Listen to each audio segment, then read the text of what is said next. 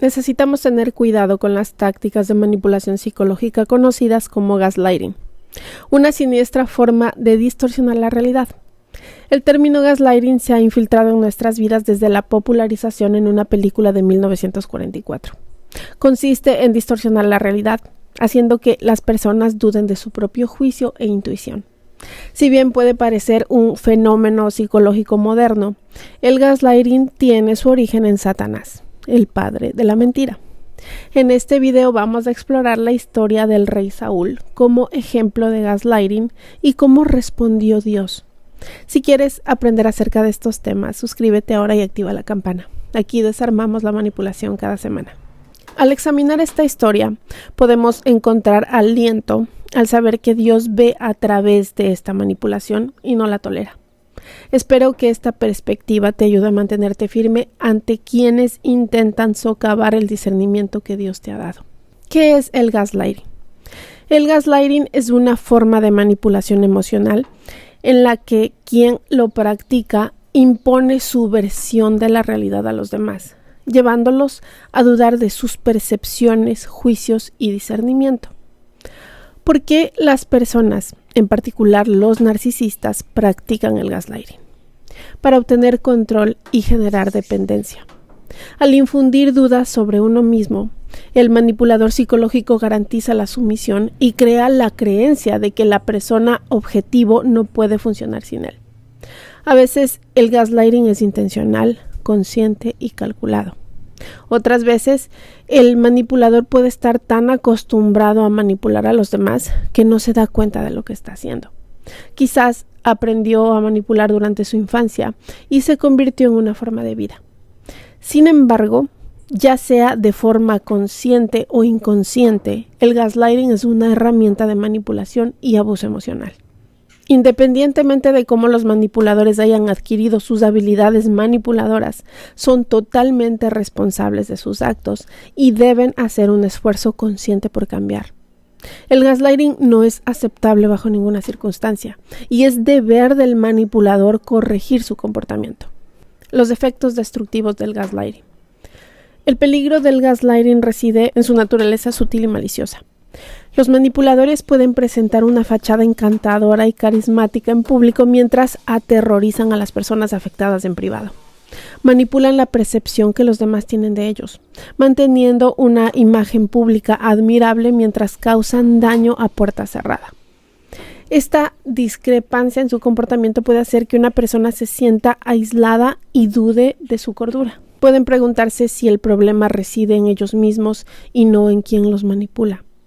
Si quien los manipula se lleva bien con todos y parece que todos lo adoran, entonces el problema parece ser la víctima. Al fin y al cabo, un testimonio se basa en 2 o 3 testigos, ¿no? Así, mientras muchos testigos ven el lado encantador de quien los manipula, pocos o ninguno ven su lado oscuro y destructivo. Por eso la manipulación psicológica es tan peligrosa. Aísla a la persona maltratada al poner a todos los demás en su contra. Quienes son manipulados por la fachada pública de quien los manipula perpetúan el abuso emocional al creer en esa falsa personalidad y seguir manipulando a la víctima. La persona maltratada se convierte en víctima de un grupo colectivo e involuntario de manipuladores, lo cual puede ser sumamente traumático. Cuando muchas personas creen en la falsa imagen de quien los manipula, la víctima puede empezar a dudar de su cordura y sentirse verdaderamente defectuosa. Esto es precisamente lo que busca quien los manipula. Buscan obtener poder y dominio sobre otro ser humano.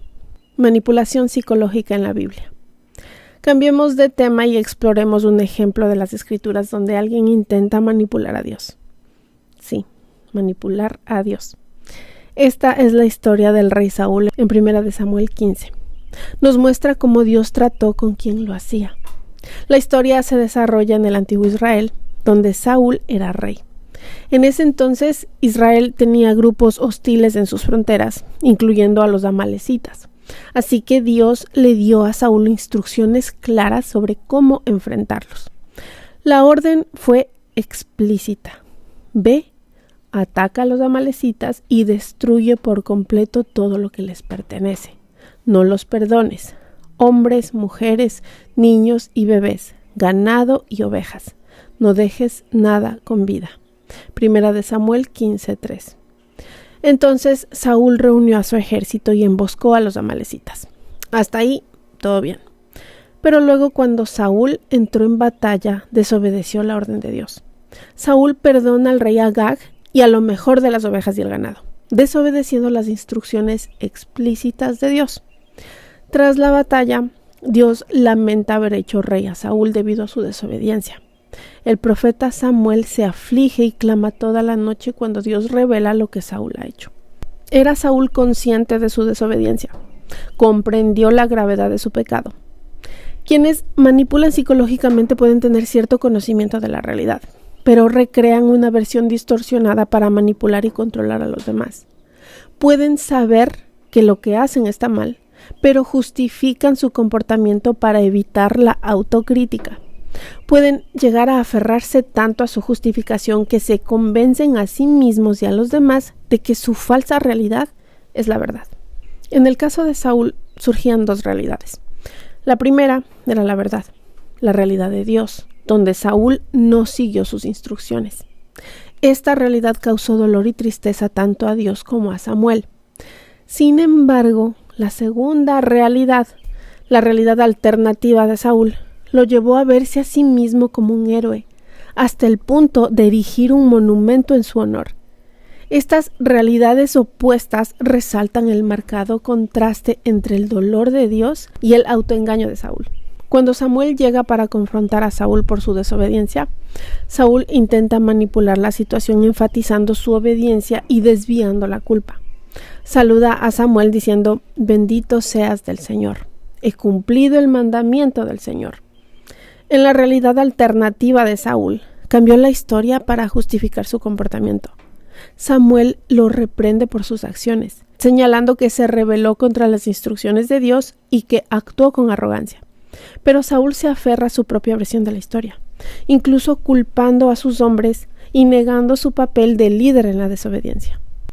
Finalmente, Saúl confiesa su pecado ante Samuel, pero sigue preocupándose más por su imagen ante el pueblo que por las consecuencias de sus actos.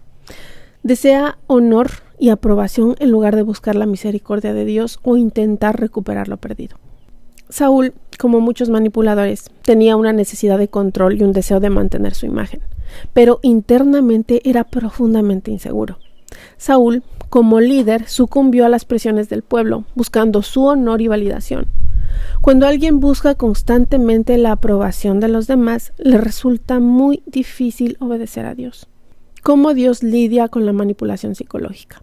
Los conflictos inevitablemente surgen cuando se sirve a dos amos, uno mismo y Dios. Los manipuladores a menudo se presentan como nobles y piadosos, haciendo sacrificios por los demás o incluso por Dios. Sin embargo, su comportamiento pasivo-agresivo revela una resistencia a todo aquello que no se alinea con su propia voluntad, a menudo a costa de los demás. Entonces, ¿cuáles son algunos ejemplos de manipulación psicológica en la vida cotidiana? Quienes manipulan psicológicamente pueden hacer afirmaciones como: «Tienes muy mala memoria», o «Eres demasiado sensible», o «Yo nunca dije eso», o «Eso no es verdad. Estas personas están mintiendo». Su objetivo es socavar tus percepciones, juicios, discernimiento y realidad. Pero aquí está la esperanza. Aunque quienes manipulan psicológicamente puedan lograr sembrar dudas entre quienes los rodean, Dios no se deja engañar. Él lo ve todo y expone la verdad, incluso los motivos inconscientes de quien manipula. Independientemente de la realidad alternativa de quien manipula, Dios siempre confrontará al narcisista o manipulador basándose en su realidad, no en la versión falsa que éste crea. El autoengaño y la mentira no hacen que algo sea verdadero ni más real.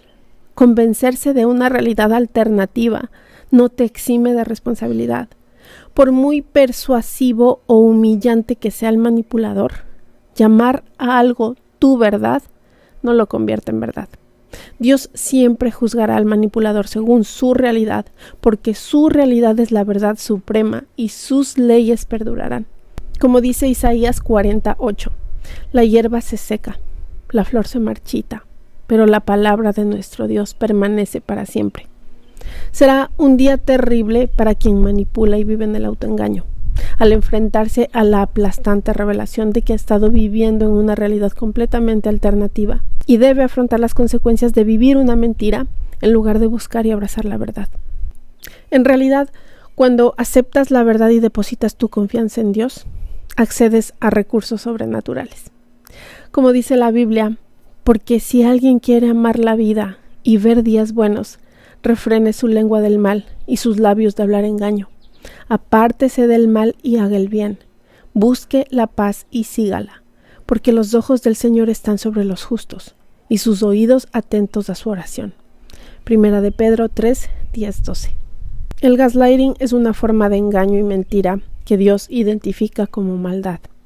Dios lo llamó rebelión y arrogancia en la historia del rey Saúl y los amalecitas. Quien practica el gaslighting se posiciona como enemigo de Dios. Aunque piensen que saldrán impunes, finalmente enfrentarán la resistencia de Dios. Como afirma Primera de Pedro 5, 6. Dios resiste a los orgullosos, pero da gracia a los humildes.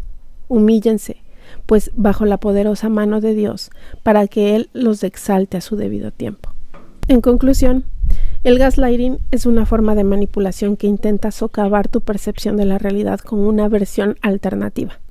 Quienes practican el gaslighting suelen combinarlo con una doble moral, aislando así a sus víctimas, haciéndolas dudar de su cordura y volviéndolas dependientes del manipulador para mantener su sentido de la realidad.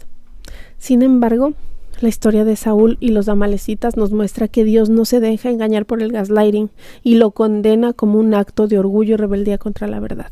Si te encuentras en una situación donde sufres gaslighting con frecuencia, confía en la guía de Dios y busca personas de confianza que puedan apoyarte para reconstruir tu percepción de la realidad. Gracias por invertir este tiempo en tu sanación y en tu crecimiento. No olvides dejar tu like si te ha servido lo que escuchaste hoy y compártelo con quien lo necesite. También me encantaría leerte en los comentarios. Avísame si te interesa que hable de un tema en especial. Suscríbete para no perderte nuestra próxima sesión y sobre todo, cuida mucho de ti.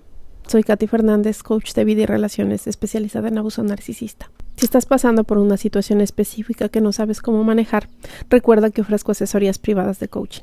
Te dejo los detalles en la descripción. Hasta la próxima.